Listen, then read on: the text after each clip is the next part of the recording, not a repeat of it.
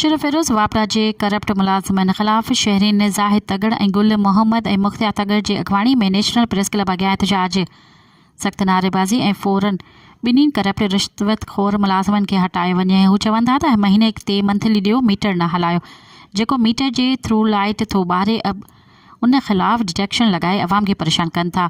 मुंहिंजो मीटर लाहे वरी विया आहिनि, उनजो डिमांड नोटिस ॾिनो त ही प्यार न त मीटर लॻाए, उहो डिमांड बि पियारियो।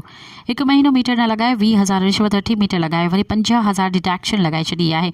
असां सेबको जो चीफ ऑफिसर एजाज़ अली चन्ना खां मुतालबो कयूं था त इन ॿिन्हिनि खे हटाए डिटेक्शन ख़त्म कई वञे, वरना मां पाण साड़ींदसि, उनजो ज़िम्मेवार वापटा वारा हूंदा।